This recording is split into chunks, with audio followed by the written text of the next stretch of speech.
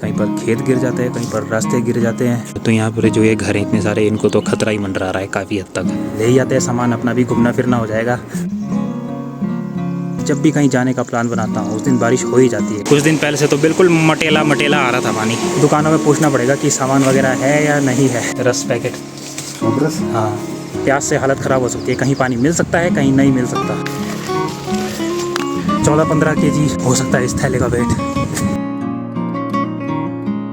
Hello and good morning दोस्तों, स्वागत है आपका एक और नई वीडियो में। और आज ब्लॉग की शुरुआत हो रही है सुबह के 8 बजे से। और मौसम हो रखा है बिल्कुल ही चकाचक। रोज़ की तरह चारों तरफ बादल घिरे हुए हैं, कहीं पर काले, कहीं पर सफ़ेद बादल, और ये सुंदर सुंदर हरे हरे पहाड़। परसों तो मौसम काफ़ी हद तक खुल चुका था, काफ़ी तेज़ धूप पड़ रही थी। और पिछले कल भी हल्के हल्के बादल छाए हुए थे। फिर वो दिन के टाइम पर बारिश गिराने लग गए, और आज भी वैसे ही बादल छाए हुए हैं। तो शायद ये भी दिन के टाइम पर ज़रूर बारिश गिराएंगे। और इतने दिनों से जो ये रोज़ बारिश हो रही है उसकी वजह से यहाँ पर एक खेत है बोडी का, मतलब ताई का, हमारे गांव की एक, तो उनका खेत भी यहाँ से नीचे जा चुका है। आधा नीचे मतलब गिर गया बारिश की वजह से। और यहाँ पर भी मेरे को ऐसा डर लग रहा है कि ये भी गिरने वाला है, कभी यहाँ से पूरा नीचे आएगा ये, क्योंकि यहाँ पर थोड़े थोड़े पत्थर गिरने लग गए हैं, धीरे धीरे करके गिर रहे हो। ज़्यादा बारिश में यही प्रॉब्लम होती है, कहीं पर खेत गिर जाते हैं, कहीं पर रास्ते गिर जाते हैं। और उसी मार्केट की तरफ जो ये वाली पहाड़ी है ना, यहाँ पर भी थोड़ा थोड़ा भूस्खलन हो गया है। तो ज़्यादा बारिश हुई तो मेरे को लग रहा है ये भी सारा नीचे आएगा। तो यहाँ पर जो ये घर हैं इतने सारे, इनको तो खतरा ही मंडरा रहा है काफ़ी हद तक। आज तो हवा भी बिल्कुल हल्की हल्की चली हुई है, नाम मात्र।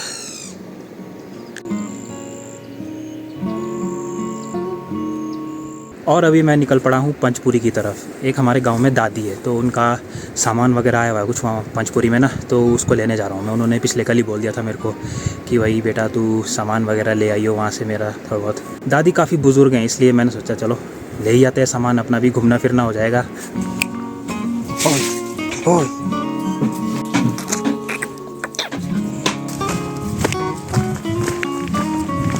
इसी बहाने मैं भी अपने लिए थोड़ा बहुत चुटर पुटर सामान ले ही आऊँगा वहाँ से, जब जा ही रहा हूँ तो।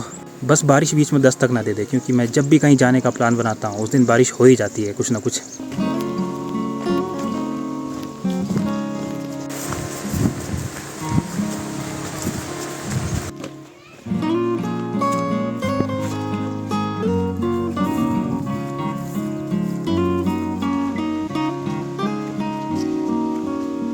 गांव से नीचे आने में तो बिल्कुल भी टाइम नहीं लगता, बस शटाशट नीचे। मगर चढ़ाई में वहाँ सबसे ज़्यादा हालत ख़राब होती है।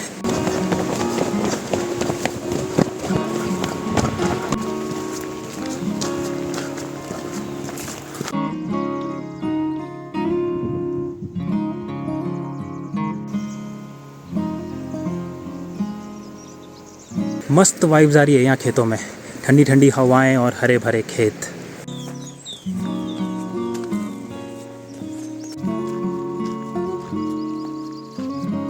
अब सामान भी पता नहीं कौन सी दुकान में छोड़ा होगा, मेरे को हर दुकान में जाकर पूछना पड़ेगा कि हमारे गांव के लिए कोई सामान वगैरह आया है कि नहीं आया है। और अगर सामान ज़्यादा हुआ तब हालत ख़राब होने वाली है गांव तक।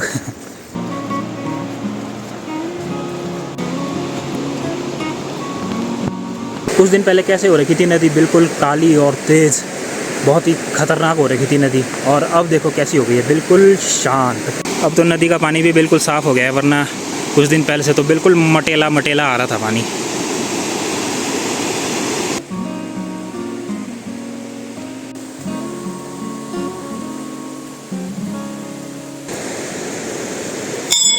जय शिव शंकर।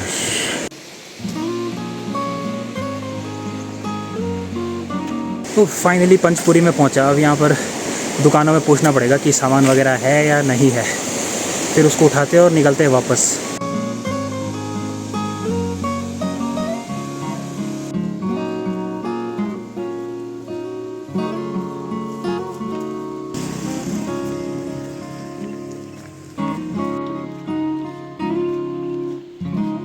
जी प्रणाम। एक बार थोड़ा सामान तो नहीं है वो? हाँ हाँ, रस पैकेट, हाँ 25 में से 40 में 40 हो गया, 2 पैकेट दे दें। 40 होगा। हाँ, दादी का सामान वगैरह सब मैंने ले लिया है। ज़्यादा भारी भी नहीं है, एक हाथ में उठा सकता हूँ मैं, इतना हल्का है। एक छोटा सा कट्टा है, वो ज़्यादा भारी भी नहीं है, हल्का ही है। अपने लिए जो सामान वगैरह लेना था वो भी मैंने ले लिया। तो अब निकलते हैं वापस गांव की तरफ।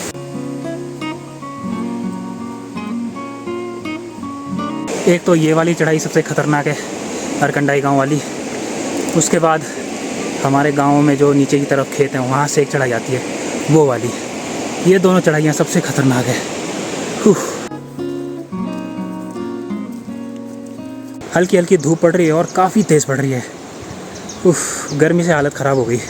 जब ऐसी गर्मी में पसीने छूटते हैं तभी मुझे पानी की बोतल की याद आती है। और जब मैं घर से बाहर निकलता हूँ उस टाइम मुझे याद नहीं रहता कि मुझे पानी की बोतल भी रखनी है। और आजकल के टाइम में तो पानी की बोतल हमेशा रहनी चाहिए बैग के अंदर, वरना प्यास से हालत ख़राब हो सकती है। कहीं पानी मिल सकता है, कहीं नहीं मिल सकता।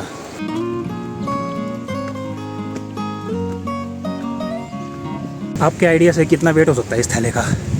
मेरा आइडिया है जितना एक 10 किलो की आटे की थैली होती है ना, उससे थोड़ा ज़्यादा भारी है ये। मतलब 14-15 केजी हो सकता है इस थैले का वेट।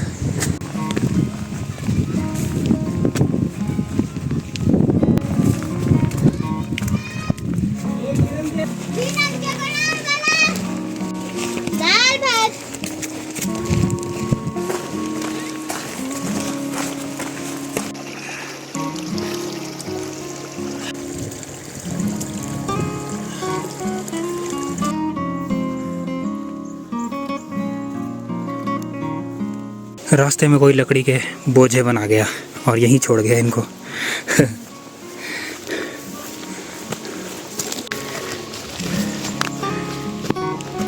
थोड़ी देर रेस्ट कर लेते अब, थकान से हालत ख़राब हो गई।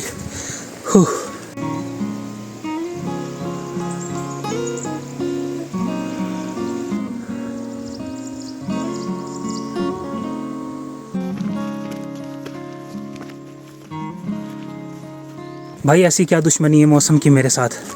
हर बार होता है मेरे साथ ऐसा।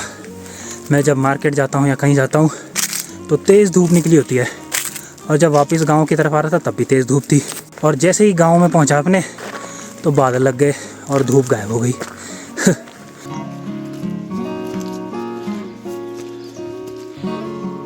फाइनली गांव में पहुँच चुका हूँ और अब दादी का सामान उनको सौंपते हैं।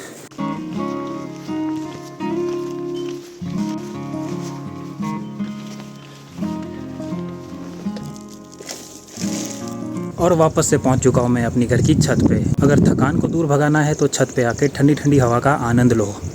और मौसम जो मेरे साथ खेल खेलता है वो तो रोज़ का ही हो चुका है ड्रामा।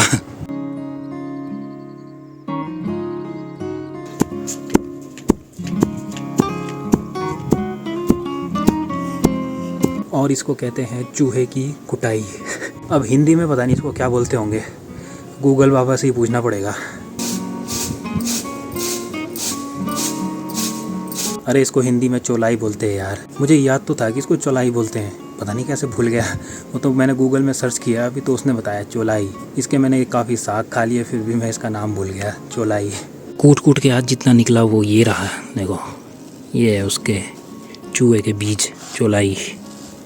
और अभी ये बचा हुआ है, ये सूखने के लिए डाल रखा है अभी, तो जब तक सूखता नहीं है तब तक इसमें से बीज निकलना मुश्किल है। ये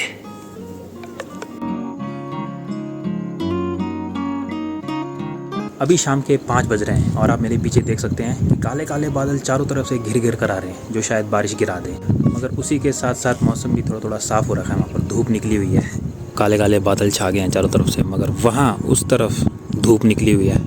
और बैजरों की तरफ से जो ये काले काले बादल आ रहे हैं वो तो भाई बारिश गिराना शुरू कर चुके हैं। इस पहाड़ी से पीछे सारे एरिया में बारिश हो रही है हल्की हल्की।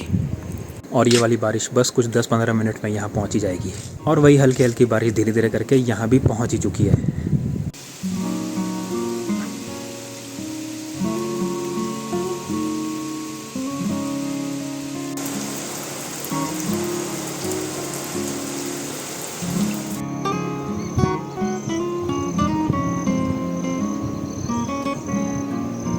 अब इस वीडियो को मैं यहीं पर एंड करता हूँ। अगर आपको ये ब्लॉग पसंद आया तो इसे लाइक करना, चैनल को सब्सक्राइब। मैं मिलूँगा बहुत ही जल्द एक और वीडियो के साथ, तब तक के लिए बाय बाय।